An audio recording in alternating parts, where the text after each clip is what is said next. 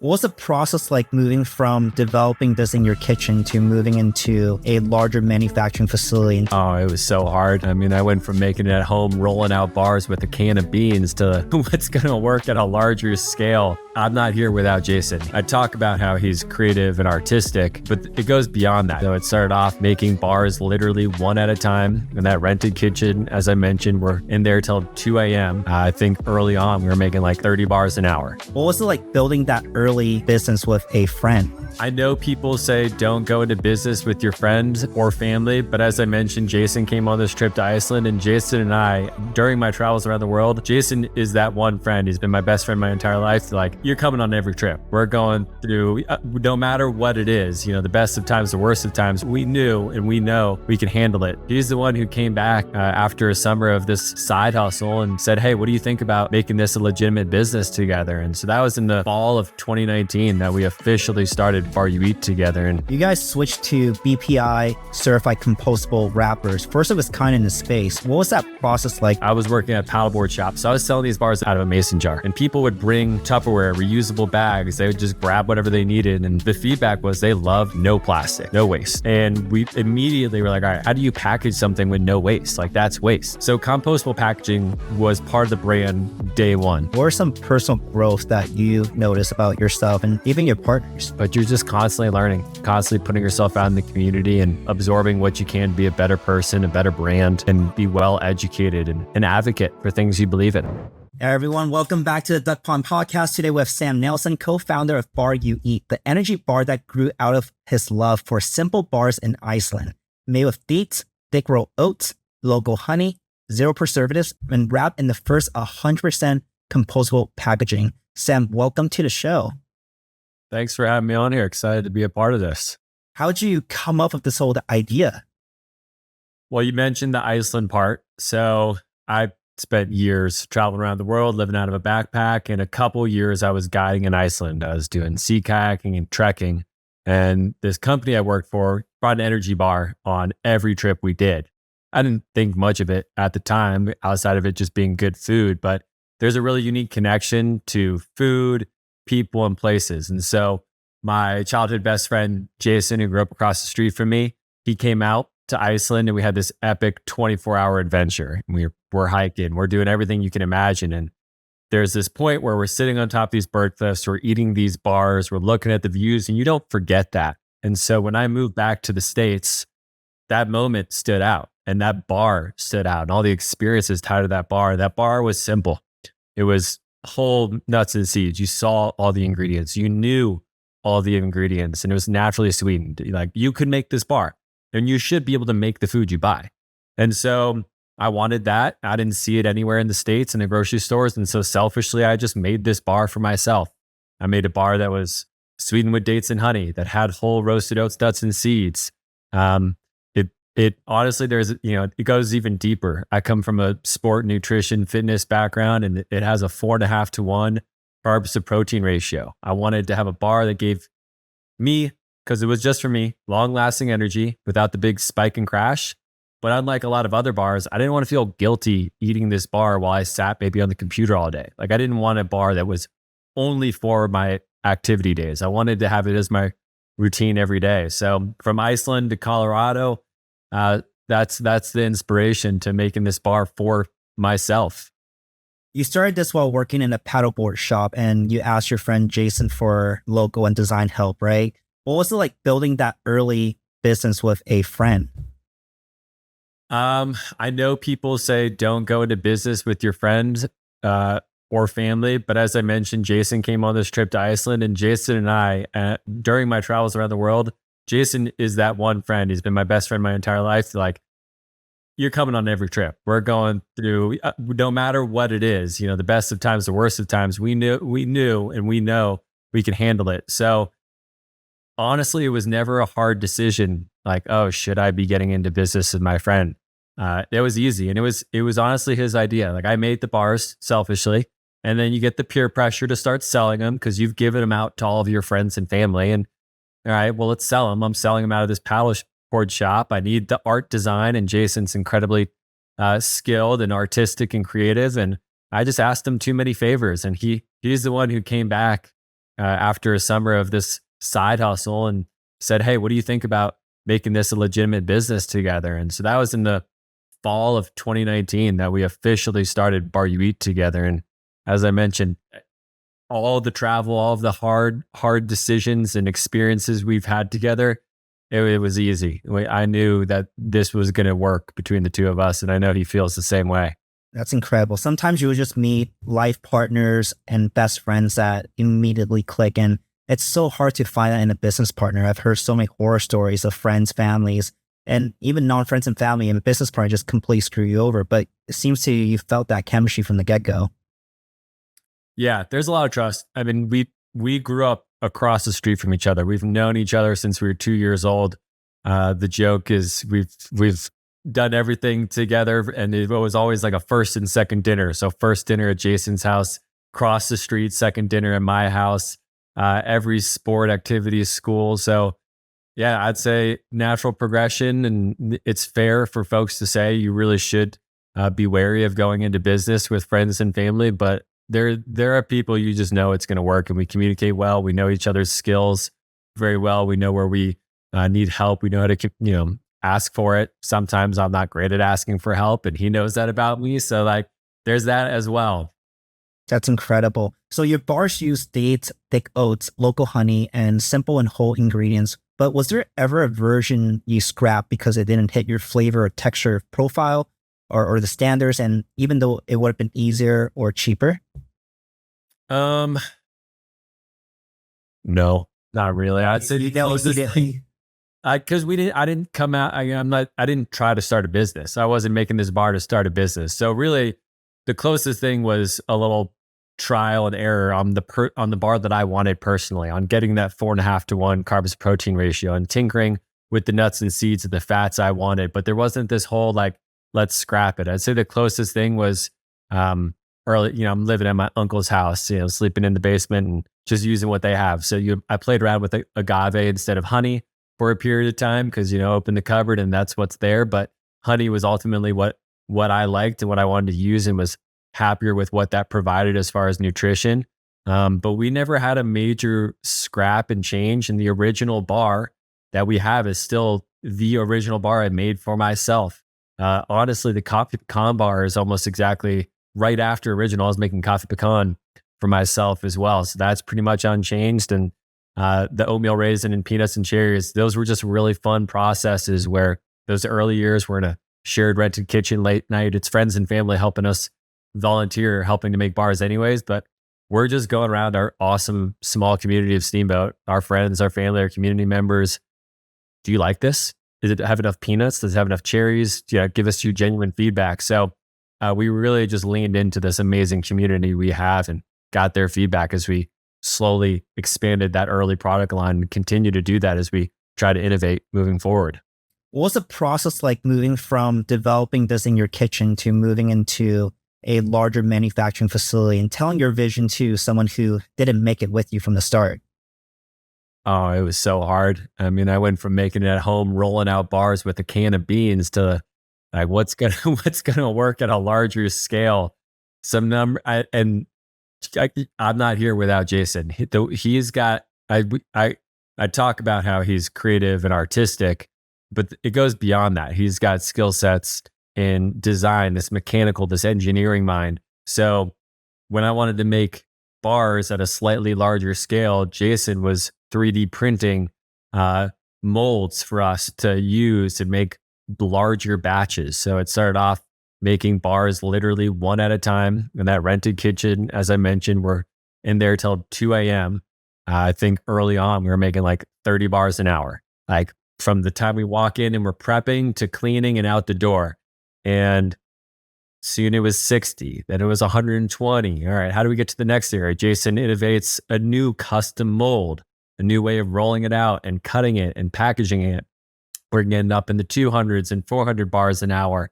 And at that point, we're pretty much maxed out on our space. So that's when we moved into where we're at now, is our own facility just outside of Steamboat Springs in the town of Hayden, where we've got a commercial kitchen, we've got a big warehouse, and we've got a lot of room to grow, which is exciting.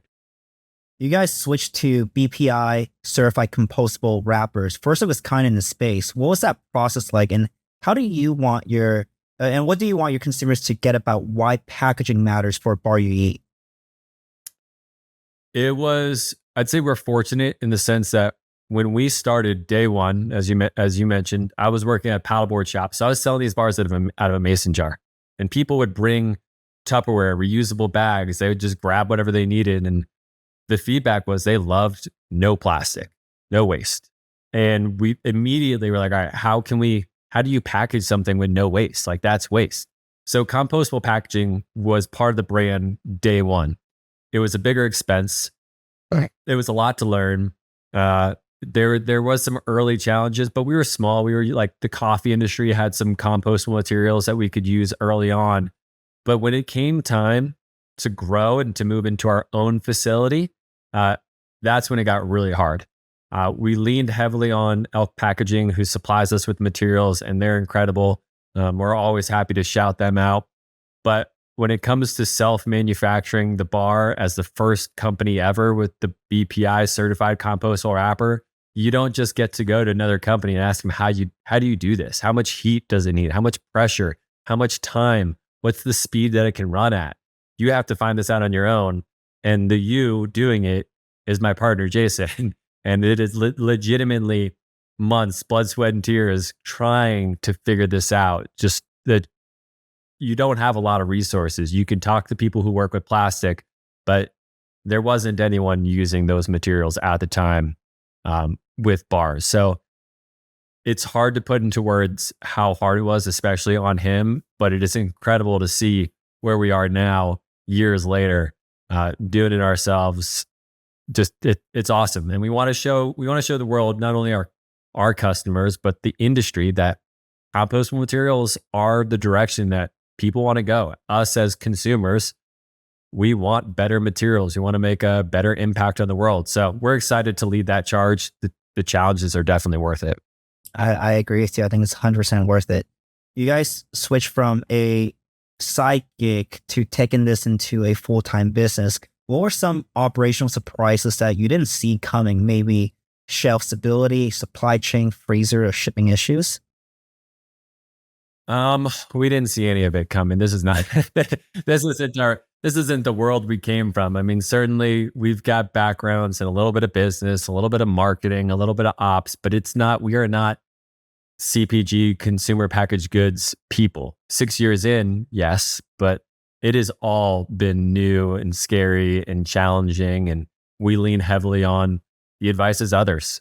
We reach out to anyone and everyone we can. So it was hard to figure out what equipment could support our bars. We're an oil-free bar, been oil-free from day one. Equipment is meant to run with your bar having oil. It makes it smoother. We spend hours and hours cleaning up because we don't use oil. And we're really proud of that, but it's hard. It adds a unique challenge where things start to stick. Dates and honey are sticky. Like, it's a big mess that we have to clean up, and we have to pay close attention. So incredibly challenging to figure that out. As we've scaled, the ingredients, of course, are really challenging as well. There are things that change with supply chain, where you always got to be on your toes, and we're still learning as we go, but trying to have as many resources as possible, making sure we have the right ingredients and are ready if we need a backup. In what stage of your company did you decide to go retail, or did you go into retail day one? We went retail day one, and I know it's not necessarily like the cool thing to do because everyone wants to do e-com and D2C, but we were really bootstrapping it. I mean, Jason and I together were like, all right, here's $3,000. Let's put it in, get all the packaging, get all the ingredients, get into this rented kitchen and see what happens. And so the only place you're going to sell is your local shops. And so it was immediately brick and mortar, our local gym, the local sandwich shop, the local outdoor shop. The first big store for us was Natural Rochers. And it's kind of crazy. Like, I look back, and the first packaging we had was a stand-up pouch with 4 bars in it. They all stuck together. I had a label that we just printed on there. The nutrition facts printed on the back. Like, it looked bad. The user experience was bad, but somehow with all that being said, the bars were good enough that we could get into natural grocers and people kept buying them. So we just built off of those early retail relationships and set our eyes on, all right, how can we just be seen everywhere in Colorado? First, everywhere in Steamboat, then everywhere in the mountain towns, then everywhere in the state, then the region. So we've really leaned into that.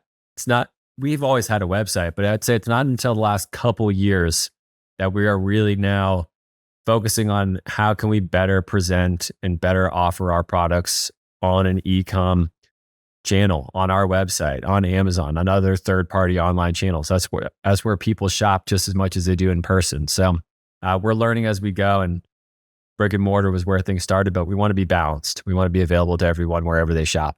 How are you seeing the split between e-commerce and retail growing over the last few years? Are you seeing online sales taking over more of your revenue, or are they still pretty evenly split? We're still mostly a B2B business. So the majority of our sales are to other retailers, but it's slowly growing on the direct side. It's easy to hate on Amazon, but Amazon's actually been a really good resource for us. We're continuing to improve and grow, and you can see it. We engage with people daily. And when you tell someone, hey, you can get it at baryoueat.com or Amazon, the reaction to being on Amazon is night and day to the website. That's where people like to shop out of convenience, and I get it. There's everything under the sun is there. So it's got a lot of opportunity, a lot of potential, and we're leaning into that. But our split is still mostly B2B, and it'll probably hold pretty steady, but we're putting a little bit more focus on the direct side. If you guys could build one wild flavor that's inspired by your time in Iceland and your Colorado roots, no constraints, what would that bar taste like? So the bar I had in Iceland was a rhubarb. It was sweetened with rhubarb, and it's still like, Bar You Eat's a great bar. I love all the flavors. I love everything about it. But that bar in Iceland, that rhubarb bar in Iceland, was the best bar I've ever had. I would try to use rhubarb. Like, it's so freaking delicious. So that's like wildest, like, let's get some wild rhubarb and go crazy and have something that no one else has. You know, there's rhubarb in yogurts and other things, but man, it would be cool to have that in a bar and really tie it into those original times in Iceland, where we'd walk up to we had this place where guests could stay if we did overnight multi-day trips. And when you would walk up, I mean, rhubarb plants as big as you, they're 4 to 6 feet tall rhubarb plants. And so anytime we wanted rhubarb, you just go outside and cut a stalk. So it would be cool to have that tied to the original bar that I had in Iceland, the rhubarb bar. Very inspiring now to pick up some bars before my next ski trip. I did a ski trip in I think it's Colorado. Went to Vail. Is Vail in Colorado? Beaver Creek? Yeah, Vail's in Colorado. Yeah, we're just like an hour and a half north of there. Steamboat Springs, beautiful mountain town, great skiing out here. Our bars don't freeze too. I mean, like, they put them in the freezer and freeze, but they don't turn into a rock. Go out and eat like any bar, it's going to be a rock. It's going to hurt your teeth. Like, you're worried. Our bars stay soft and chewy. We call it a 4-season bar. It's not going to melt in the summer, and it's not going to break your teeth in the winter. So we got you covered. That's perfect. So looking ahead, where do you see Bar You Eat in 3 to 5 years? Not just in terms of flavor or distribution, but impact, sustainability, maybe even new product lines or building a community. Where do you see yourself? Man, all 3 of those areas, we definitely see ourselves growing. On just the business side, the retail side, and the presence, we expect to be well known west of the Mississippi. We're definitely going to have a greater presence on the East Coast, but we're in a position, and we're leaning into, if you're west of the Mississippi, if you're the Rockies down to Texas, Pacific Northwest, California, we want people to know Bar You Eat. We want to be a part of those communities as well. We love to show up at participatory events. So sure, we love our cool pro and elite athletes, but it's really fun to go to that community 5K. That might just be a fundraiser for a local nonprofit, the fun family 3K, like, you name it. We love those community events. And I think there's a lifestyle component where there's a culture in mountain towns. We like to play hard. We like to work hard. We care about the people around us, the environment. So we want to have a culture, a lifestyle tied to that. So we want all of it to be well known, from the great products to the fun lifestyle, the fun humor. And certainly you'll see Bar You Eat in some new categories. We're always playing around with some innovation. Rhubarb is a dream, but we've got some other things in the pipeline and some new flavors and some new channels as well. That's incredible. So looking back in the last 6 years of building this brand, what are some personal growth that you noticed about yourself and even your partners? I mean, we are learning every day. We're still eager, almost to a fault. We want to reach out to people, have questions. I think for personal growth, patience, you might call yourself a patient person, and then 6 years into starting a business and building out a manufacturing facility and fundraising and R&D, hiring, you realize what patience really is. So definitely a lot of personal growth with patience.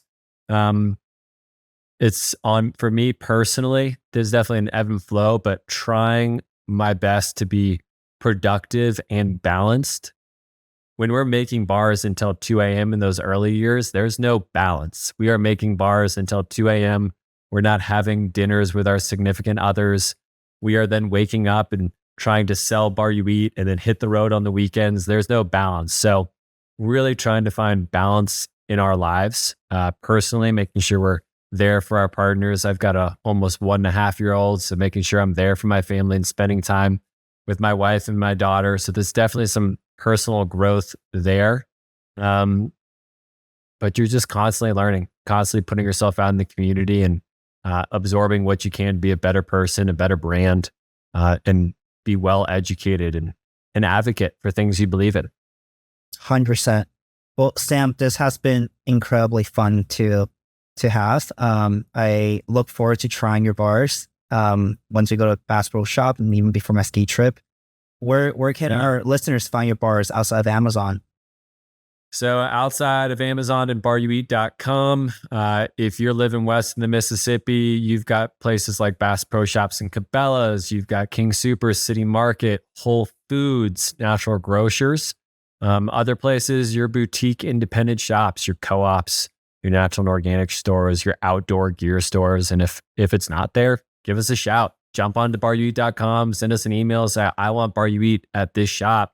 We'll get it there. We'll give them a call. We're a small company. You can chat with us. So we love and appreciate our customers and always appreciate when they give us a shout and a recommendation. So please do. Absolutely. Thank you, Sam. Thanks, Jason.